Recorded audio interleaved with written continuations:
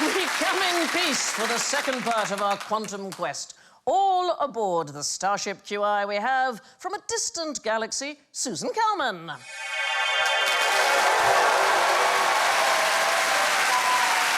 From another dimension, it's Joe Lycett.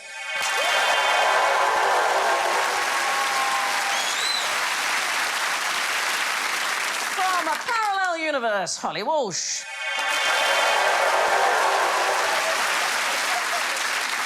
I don't know what planet he's from, Alien Davis.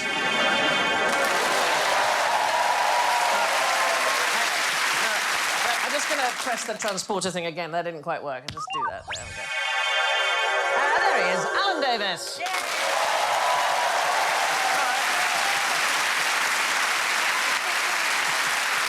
Their buzzers are highly illogical captains. Susan goes.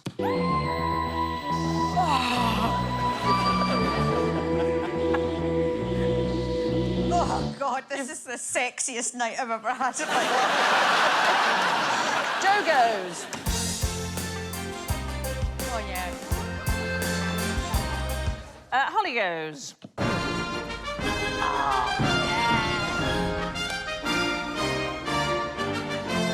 And Alan goes.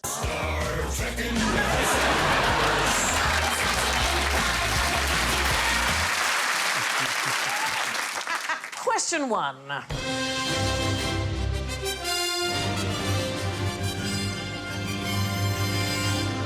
Captain's log, stardate 96778.53. Anything can happen in the next half hour. Our mission, should we choose to accept it, is to boldly go to a galaxy far, far away and become the first Earthlings to reach another star. So, my question is, shall we get going? Yeah. Yes! So, here's the thing. If we are heading into interstellar space, it is not necessarily true that the earlier you set off, the earlier you will get there. Huh? Why is that the case? Oh. Is it Southern Rail? Is it because space-time is warps, basically? So the faster you go through space, then the time changes? No. If you set off too early, the technology on Earth will advance while you've gone off, and you'll be overtaken by rivals who've left later, but in a faster spaceship. Oh. They could pick you up, though, couldn't they? They could, I suppose that's the thing, yeah. It's like splitting tickets to get from Glasgow to London, because if you think I'll go on the 7:30, but actually you're better to go on the 8 sometimes. And leave it a bit You later. don't have to change at Preston. That's it, exactly. It's just like changing at Preston. It's exactly it. So the furthest spacecraft from Earth is Voyager 1. It was launched in 1977. 40 years later, Stephen Hawking proposed an interstellar craft which would theoretically use energy from the sun to reach enormous speeds and overtake Voyager in just a few months. So the ideal point that we should set off can be found using a really simple calculation called the weight calculation. I'm sure we've all jotted this down at some point. So our recommendation is don't set off on an interstellar mission if it's going to take more than 50 years to get there. So currently, space probes can travel around 50,000 miles per hour. So it is definitely worth setting off to visit somewhere that is less than 20 billion miles away. But the closest star is about 25 trillion miles away. So probably not worth setting off to at the moment. There's going to be a cut-off point as well, because you basically want to put a 3-year-old in a rocket, don't you? You don't want to put a 50-year-old in a rocket, because they'll be dead before that even gets... No, because you would go into stasis. You would do it like in Alien, they've got the tubes. And you go to sleep in your pants, because they're always in their pants. Yeah. I don't know why they never wore pyjamas, but... I guess because if you think about it, pyjamas that your parents wear aren't pyjamas you're going to wear. You know, like, fashion changes, you don't want to wake up...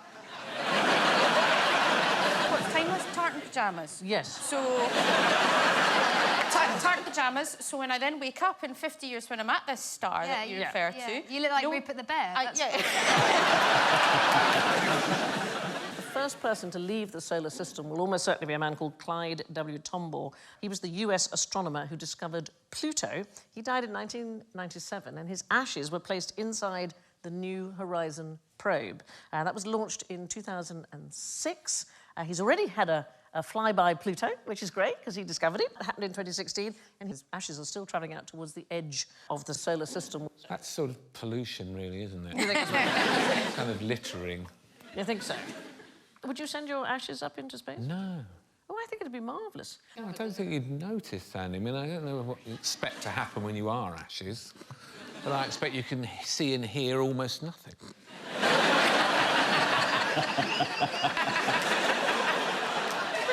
There's a company in America that now offers to turn your ashes into glassware. Yours would just be a shot glass. Wow.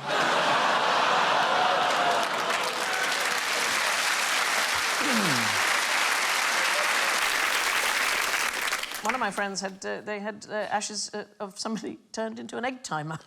That's a great idea. I would have my ashes scattered in the petite section of Marks and Spencer's. Right, moving on. When Apollo 11 first landed, NASA was worried it might sink. What did they think the moon was made of? I am... Yeah. Oh, cheesy peeps, just say it. What? I was actually going to say... Do you remember the Christopher Biggin show on Safari? Yes. And there was... Such a niche reference. It's brilliant. At the end game, there was quicksand. Yes. Did they think... Shut up. Did they think it was made out of quicksand? They did think it was made out of quicksand. Oh. He's absolutely right. Well done. It wasn't. No, but they did think it would swallow the lunar module whole, and that is why they had those great, flat, broad feet on the lunar module, because they did not know what the surface was going to be like. I thought it was just so the furniture wouldn't mark the carpet. In the 1960s, 1 in every 35 films featured quicksand. Oh, yeah. Who was Quicksand's agent? Because he was It was doing well. So it comes from Middle English, it means living sand. Do you think it will kill you? Is it actually It a can. thing? Like, is it just... Yes, well, It can kill you. quicksand is something you get off the UK coast, isn't it? It can be really dangerous. It's not going to kill you, is the thing. Yeah, but it does kill you. No. So... So you're going to love this, Alan. We wanted to show how this works. We're going to kill Alan! Hang on a minute. I mean, all the people who didn't applaud. The British Geological Survey, very kindly, have done a short film about Alan and myself at the beach and seeing what would happen if quicksand developed. So here we are at the beach. And you can see the groundwater swelling up. And what happens is liquefaction. So all of the sand particles have drifted apart, making it a really mushy mixture. Basically, what happens is you get stuck in the quicksand. see. That's not what kills you. What kills you is that you're stuck in the sand. You haven't gone under, but the tide has come in, you haven't been able to get away. It is true that the more you struggle, the more difficult it is to get out, but your body is less dense than quicksand. You will just float. You're not going to be sucked under. And frankly, most quicksand is only a few feet deep, so you and I might go. The rest of the panel will be absolutely fine. So what, you're just supposed to lie down and sort of float? The don't panic is the main thing. There are creatures that actually sort of create their own quicksand in order to be able to hide. So an octopus, underwater, if it wants to escape, one of the things it can do is make all the sand particles drift apart by making a sort of mushy mixture. So look at it, it's taking in water and putting it down to the sand and then it just disappears. That's amazing. So that's your quicksand. It's sandy, but it won't suck you under. No, I will not take the bait. Can I just say, can I have that as the special ringtone when you phone me? So they may not have any quicksand, but what should you watch out for when house hunting on the moon? Foxtons. What should you look out for? I mean, I've looked at a few pictures of the moon. think you'd want to find a house. Just one house. Well, the difficulty about finding a house is finding a house that would stay standing up. Oh, yeah. What? Because it's different, the gravity and all that's different and all that there, isn't it? But that's why the astronauts were all bouncy. It wasn't because of their shoes, it was because things are different up there, she said scientifically. Yeah. I'm not meaning to step on anyone's toes, but I am wearing the blue of the science officers of Star Trek. And there are nerds in the audience who are waiting for someone to acknowledge that. The red, of course, die first. Die first. Go behind a rock, hear a bang, then you run round and there's just a pair of boots with smoke coming out. Yeah. Anyway, Is it windy on the moon? no, so the answer is the same as earthquakes, but there are moonquakes. So the moon does not have tectonic plates such as we do on Earth. The quakes are caused by the strain of changes in temperature, also by meteorites hitting it or by tidal forces exerted by the Earth. Moonquakes are not just violent, they're really lengthy. So the initial quake is about 10 minutes, and then it tails off, but it lasts for hours. Wow. And all the time, honestly, the moon is ringing like a bell. It happens about every month or so, and we know this from the seismographs left on the moon by the Apollo astronauts. Anyway, here is my next question. What can't I hear you do in space?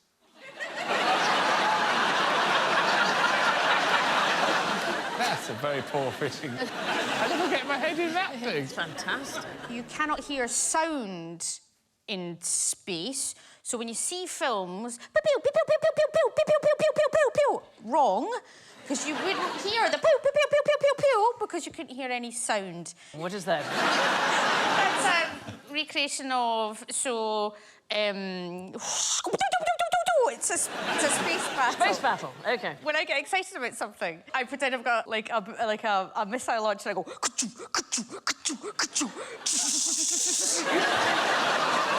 you not do that in the car if you're in a traffic jam? Just give me the answer.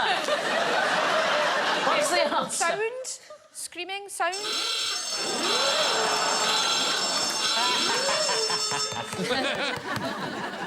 So you can hear screaming then? Well, it's a vacuum, right? Sound can't reverberate. But there are conditions where you could hear a scream, and that is what I'm going to come to. Yes, I know, but she for got you there. No, she has not got me there, because the question as it was presented by my learned friend Yes. was, what can you hear in space? Answer scream, and I said, because space is completely silent, which he said, and I went, did I just talk to myself? No. Because I thought I just said What that. I did not say... Oh, God, I wish I was in space!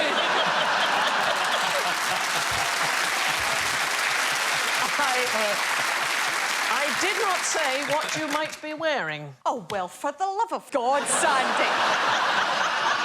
This is like And this picture was a clue. So, sound is caused by the vibration of molecules, and if you didn't have a spacesuit on, it would be almost impossible to hear anything at all. However, astronauts can talk to each other by touching helmets.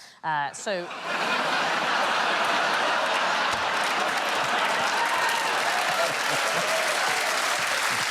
I'm off, all right, So the sound vibrations, they travel through the air inside the spacesuits and inside the glass, enough for them to be able to communicate with raised voices. And in fact, NASA teach this to the astronauts as a sort of backup in case radio communication fails. Sure. So we're going to try it. You've That both why you got... don't get any lesbians in space? You've both got helmets. Pop them on. That smells really bad. They're enormous, much bigger than mine. Brian,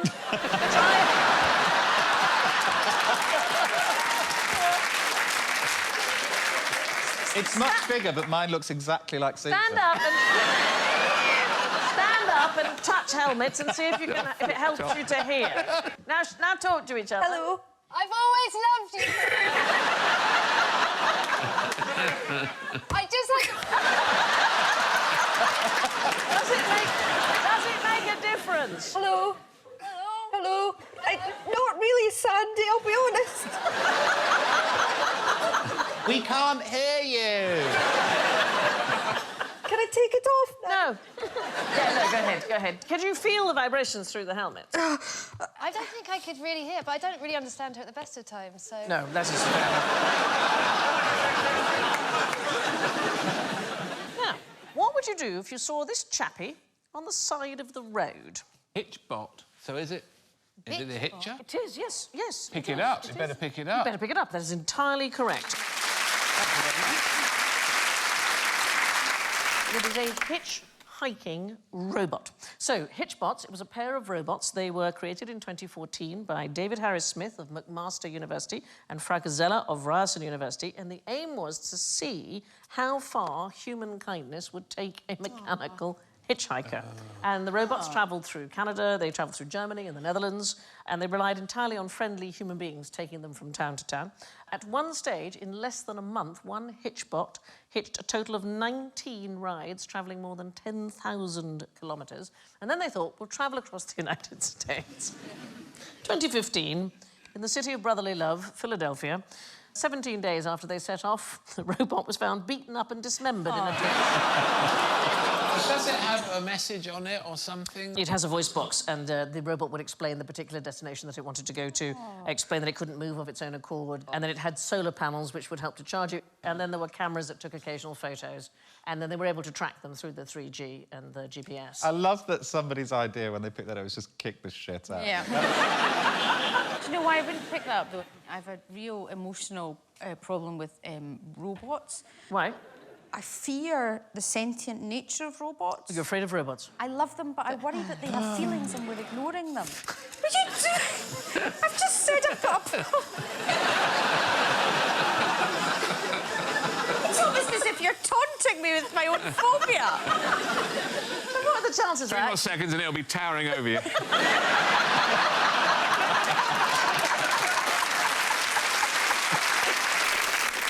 Do you remember Marvin from Hitchhiker's Guide? Yes. OK. Brain so, size of a planet. OK. Yeah. Opening door. Marvin, the paranoid android.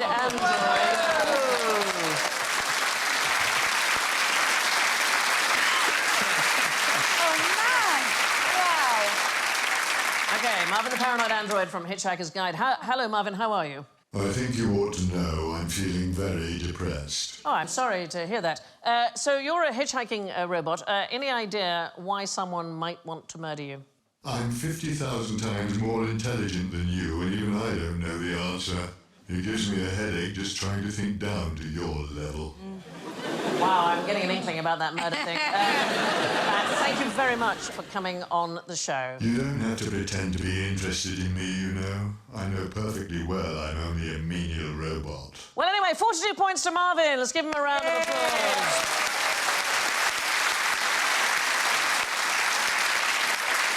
It'd be a nightmare getting on the tube with that. Well, what I can tell you is that Marvin was actually designed by somebody. It was designed by Dirk Maggs, producer of the last 4 series of Hitchhiker, operated by his son, Tom. And Dirk has just flown in from New York, specially where the 6th series has just won a major award. Where are you, Dirk? There. Yeah. Okay.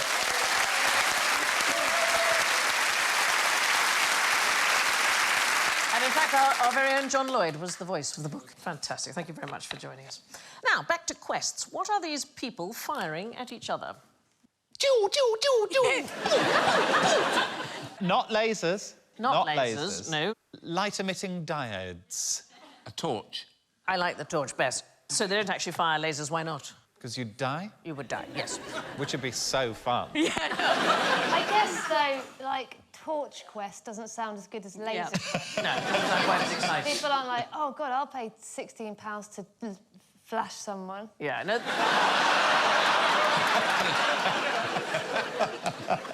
they're firing infrared beams, and they usually have a coloured light sent out at the same time, and I suppose it makes it look a little bit like a laser. When I was about 12, my parents used to have a shop quite near a Laser Quest, so they'd basically just give us, like, the entrance fee, and we'd just play for hours and hours. I used to sometimes just go on my own, and it was just... I mean, that's got to be one of the saddest things, you know? Yeah, going to Laser Being Quest by yourself. 13 and just shooting at 8-year-olds, just, you know, like, knowing the terrain like the back of your hand. Thinking, you idiot, you're going to get me here. I'm going behind the corrugated ramp. You're going to eat your dust, you dickhead. So the difference is a laser is a way of focusing light in a single direction. So even a weak laser pointer can cause retinal damage, you know, if you expose your eye to it. The thing about laser beams is you can't see them side on at all, right? Did you say lesbians or laser?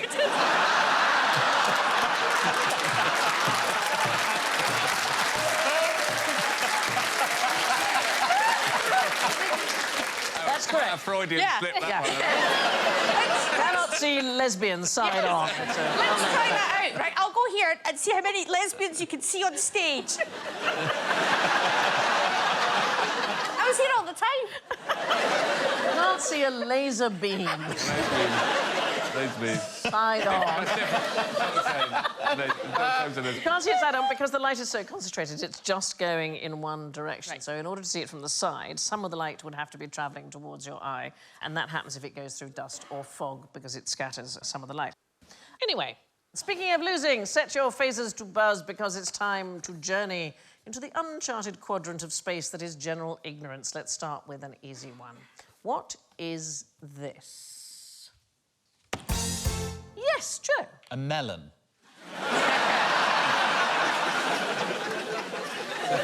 Is it the moon or is it the Earth? Knew that. You're not far off, actually. If we pull out, it is an artist's impression of what is a moon. OK, so this is a wonderful piece of science.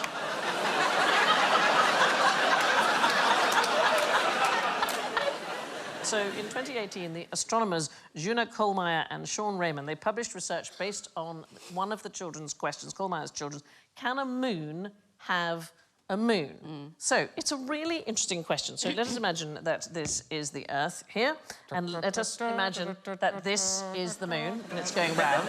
So the question was, can the moon have a moon of its own? So here you'd have this going around the moon and the whole thing going all the way around the Earth like this. And they worked out it is mathematically... Yeah, I'm going to say yes. Yes, it is mathematically If possible. it's got enough gravitational oomph. Well, what they worked out is that the moon, OK, so the baby moon, the ping pong ball, if We you need like... another word for the moon. I know. I think it's technically called a tax haven.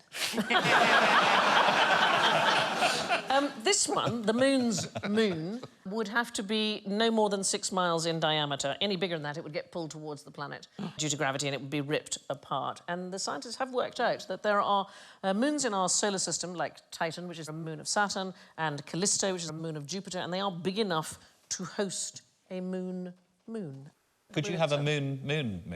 Well, yes. Like, what's the planning permission on moons? You know? I don't know. This is a very nice new football. Do you want it to take home? Yeah. Can I have the hockey ball?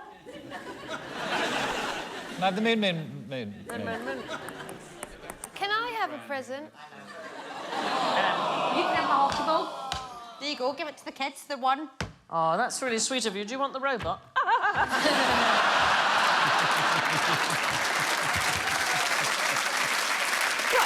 What's so dangerous about flying through an asteroid field?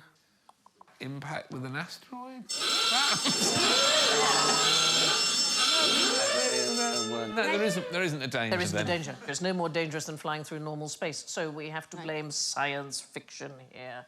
What? Yes. Why? Why? Well, because they're always portrayed as being unbelievably dense and treacherous, full of spinning rocks and debris. Yes. The truth is, the average distance between asteroids is about 600,000 miles. Most of the objects, when you do come across one, about the size of a tennis ball. I don't think that's right. And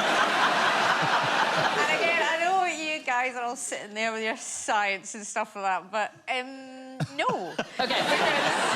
12 spacecraft have so far travelled through our solar system's asteroid belt. None of them has ever come even close to But that's colliding. your issue right there, Sandy What? Oxford. Our solar system. I'm talking about the other solar systems that exist. All the other ones All that we the other don't ones know about. that we don't know about OK. that might look like that. I weirdly was sticking to facts we knew. You should have QI brackets Earth version. Yeah, that's it. The chance of being hit by an asteroid is about 1 in a billion if you go into an That asteroid. would be really The unlucky. chances of anything coming from Mars are 1,000,000 to 1. They say, woo, wee, wee.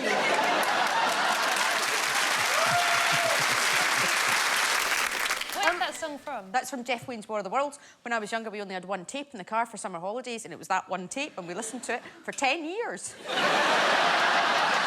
That's a really long holiday. We had the same with Joseph's Technicolor Dreamcoat. Oh, yeah. A flash of light, my golden coat flew out of sight. Colours melted into darkness. I was left alone. Was left alone. May I return? May I return to the beginning.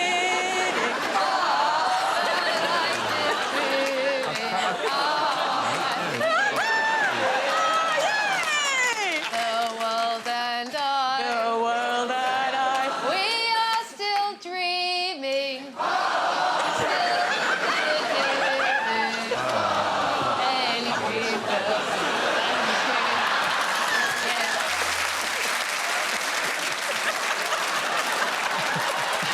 The asteroid belt contains a lot less material than you might think.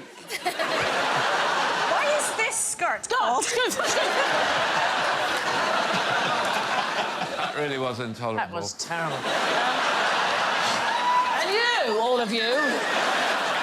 Now, why is this skirt called a mini skirt?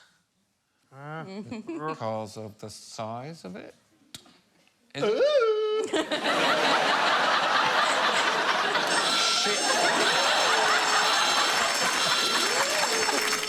No, it is really extraordinary. It was named after the Mini Cooper, named after the car. So it had nothing to do with the size. So Mary Quant, she's the person who sort of popularised the miniskirt, she said it shared many of the qualities of the Mini Cooper. It was optimistic, exuberant, young and flirty, but she never, ever mentioned that it was small. Anyway, I had a thought, Joe, which is that picture that we had at the beginning with the woman wearing the miniskirt. I really liked the wig she was wearing, so I've got it for you because I thought you would look really nice in it. Oh. Look, do you want to try it on, darling? Just checking you haven't got the rest of the outfit. No, I haven't. Oh, it looks really good on you, darling. You actually look pretty hot. You just look like an alien, don't you? Captain Kirk, I will destroy your ship. Is that what I say? Yeah. Captain Kirk, I will destroy your ship, you naughty boy.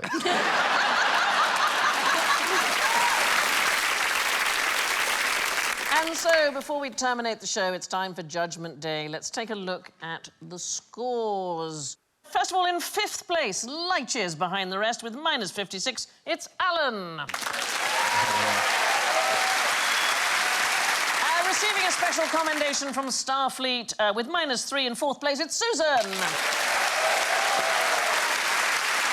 Going down, all guns blazing in 3rd, it's Joe. And in 2nd place, lost in space, it's Holly. And our winner tonight with 42, it's Marvin.